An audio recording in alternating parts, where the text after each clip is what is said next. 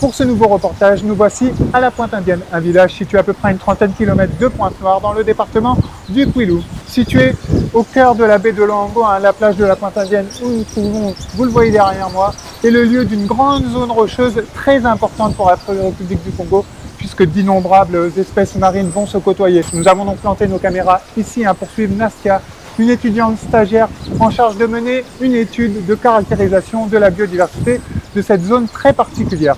Ce travail est mené en collaboration avec l'École nationale supérieure d'agronomie et de foresterie de Brazzaville et l'Institut national de recherche en sciences exactes et naturelles, autrement appelé l'IRSEN. Nous allons donc maintenant recueillir le reportage de Nastia et son témoignage qui va nous en apprendre un petit peu plus sur l'objet de son étude et en quoi cette zone représente un lieu très important pour la République du Congo.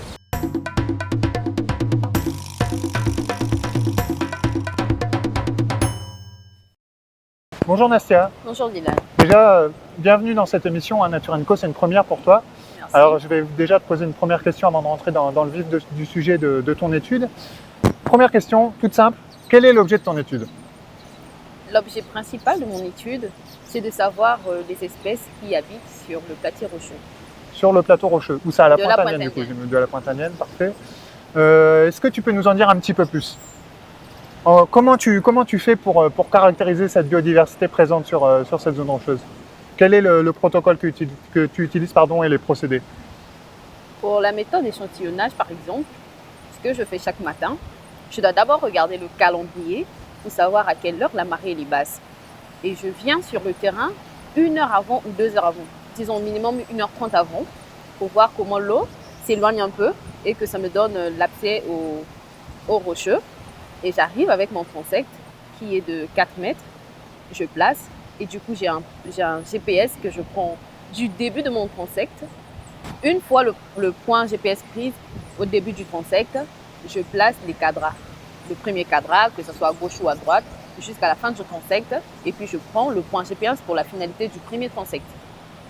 Mon transect peut me faire 18 cadras ou 12 cadras, cela dépend de la distance du plateau rocher. D'accord.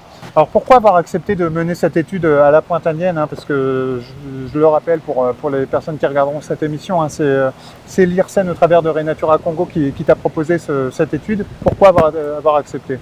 Renatura a proposé à l'IRSEN, mais ce n'était pas réellement juste pour aider à savoir pourquoi il y a maintenant disparition de la tortue, non, mais pour savoir réellement à quoi est due cette disparition. Et je me suis intéressée à cela. Ok. Autre question du coup, dans les images là on t'a vu un petit peu collecter des données et prendre des photos de ce que tu peux observer dans cette zone rocheuse. Comment vont te servir ces données, à quoi vont servir et comment tu fais pour les prélever ces données, ces échantillons? En fait, pour le prélèvement, non seulement c'est d'abord des données biologiques que je récolte. Une fois la photo prise avec mon appareil, je regarde le pourcentage de nombre d'animaux qui se trouvent, d'espèces animales, et puis pour essayer de faire un pourcentage de regroupement de tous les algues qui s'y trouvent. Peu importe le nombre, peu importe leur groupe, j'essaie d'abord de faire un pourcentage et une fois fini, avec Excel, je pourrais maintenant essayer de compter s'il y avait 3 espèces végétales. D'analyser un petit peu plus en détail voilà. Les données. D'accord. Et tout ça nous permettra un petit peu de suivre toutes ces espèces que tu as pu observer dans cette zone-là. Alors justement, ça fait maintenant plusieurs mois que tu es déployé sur le terrain pour mettre en place cette étude. Depuis combien de temps exactement tu as commencé à étudier la zone rocheuse de la Pointe-Indienne? Depuis 5 mois. Depuis 5 mois. Et tu as fait à peu près combien de distance sur cette zone rocheuse? Non, la distance exacte, je ne pourrais vous le répondre franchement. Mais à peu près combien? Est-ce que tu sais ou c'est compliqué à déterminer? C'est compliqué à déterminer. Pourquoi c'est compliqué?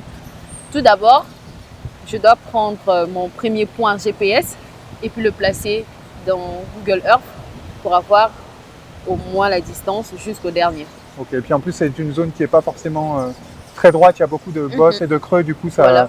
On ne sait pas vraiment Avec précision, de distance tu peux Et faire partout, il sur n'y a le- pas des plaquets rocheux. Des fois, il y a juste un peu de roche, mais tellement qu'il y a les bouleversements d'eau. Donc, du coup, tu ne peux pas travailler. Ok. Et durant ces 5 mois, est-ce que tu peux nous dire un peu quels sont les principaux résultats que tu as pu obtenir, sachant que là, on est vraiment sur la fin de tes observations au sein de cette zone rocheuse? Quelles sont un peu les grandes conclusions que tu en tires de ces 5 mois de terrain? La première conclusion que je peux tirer, je ne sais pas pourquoi il y a disparition de tortues, sinon pas. Pour leur alimentation, il y en a assez. Les algues, il y en a vraiment assez. Que ce soit les chlorophycées, les chlorophycées algues vertes, les rhodophycées, les algues rouges, les phéophycées, les algues brunes. Franchement, il y en a assez. Et pour les espèces animales, il y a plus de cnidaires, je trouve bien. Il y a plus de cnidaires et des mollusques, oui, je trouve. Des petits poissons, oui. Les gros poissons, c'est à cause des filets, mais sur vraiment le plateau rocher, il y a plus de cnidaires. Okay. C'est quoi les cnidaires? Par des Pour les de plus forêt. novices qui Bon, regarderont je cette ne pourrais pas émission. dire Bernard l'ermite, si on peut dire ça comme ça. Les méduses aussi, qui les sont des méduses. cnidaires. Non, les méduses, je n'en ai pas vu. D'accord. Mais des crabes, j'ai vu des crabes, des mini crabes, des bébés crabes pour ne pas dire trop mini. Alors les crabes, c'est des crustacés. Des crustacés, oui. Il y avait des patelles, des anatifs, des bigornes. Il y avait plein d'espèces animales. Vraiment beaucoup de crustacés, de mollusques, de petits poissons, j'imagine, et autres êtres vivants qui viennent peupler cette zone rocheuse. D'un point de vue un petit peu plus personnel, est-ce que tu qualifierais cette zone rocheuse et la Pointe Indienne de refuge de biodiversité? Bien sûr. Et déjà, selon toi, qu'est-ce qu'un refuge de biodiversité? Est-ce que tu peux expliquer un petit peu plus en détail Avec aux des gens mots qui écouteront? appropriés, je Voilà. ne pourrais pas vraiment le dire.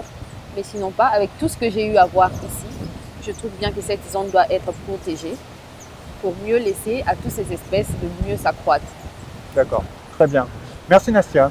Je pense que les gens qui regarderont cette émission ont un petit peu plus compris le but de ton étude et pourquoi tu es présente ici à la Pointe Indienne depuis quelques mois maintenant. Il ne me reste plus qu'à te dire au revoir et j'espère à très bientôt sur un nouveau numéro de Nature & Co. Ok, merci.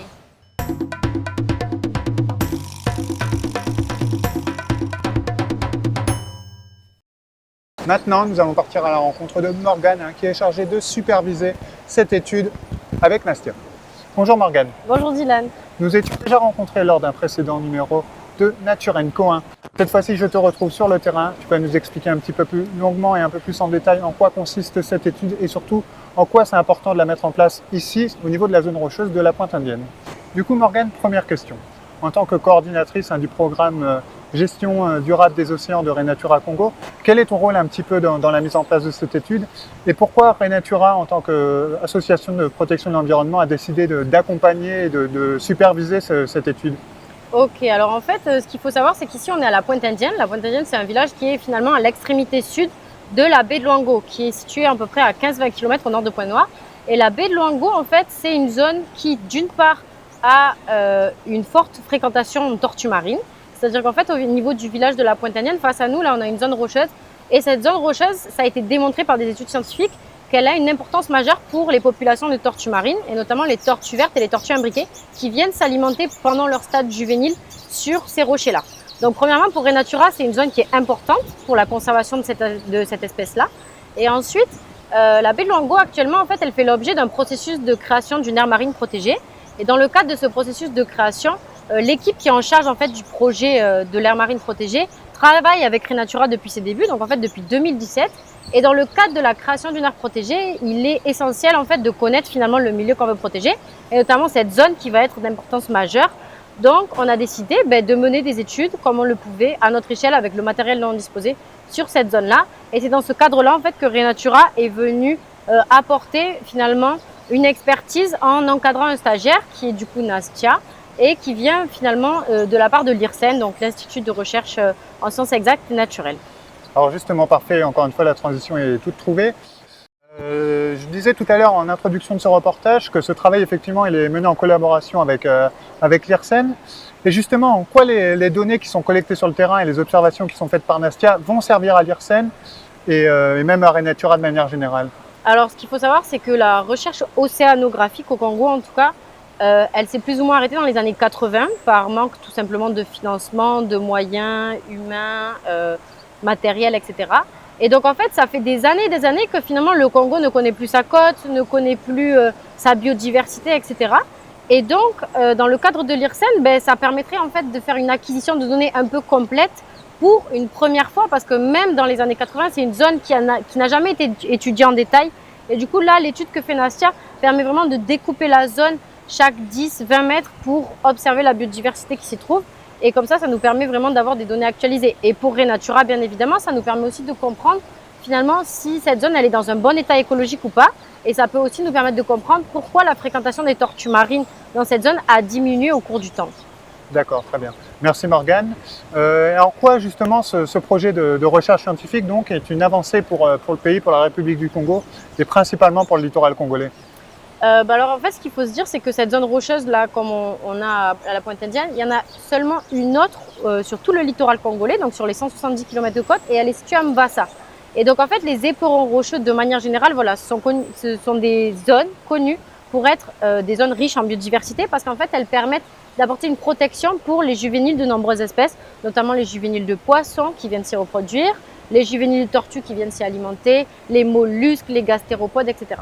Et donc du coup, en fait, le fait d'étudier cette zone, ça nous permet d'obtenir de meilleures données sur l'écologie marine au Congo et sur la biodiversité qui se trouve sur la côte et qui potentiellement ensuite contribue à enrichir en fait les populations qui sont plus au large et qui contribuent au stock halieutique, etc. Parfait, donc juste une petite dernière question comme ça, puisque ça m'intrigue. Donc au-delà de cet aspect environnemental, j'imagine aussi que cette baie de Luango et les recherches qui vont être faites, qui sont faites actuellement et qui seront faites dans les années à venir, vont vous aider aussi à accompagner les pêcheurs artisans du mieux possible pour gérer un peu plus efficacement les ressources halieutiques et le métier de la pêche au Congo? Oui, complètement.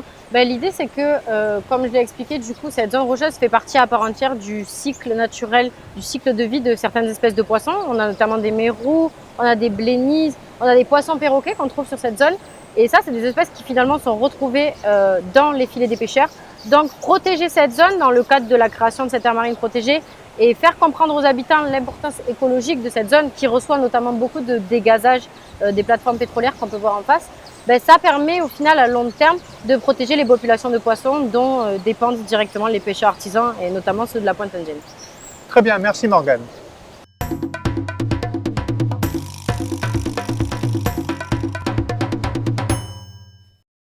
Voilà, notre découverte de la zone rocheuse de la Pointe Indienne touche à présent à sa fin. Merci à Nastia et à Morgane pour leur témoignage.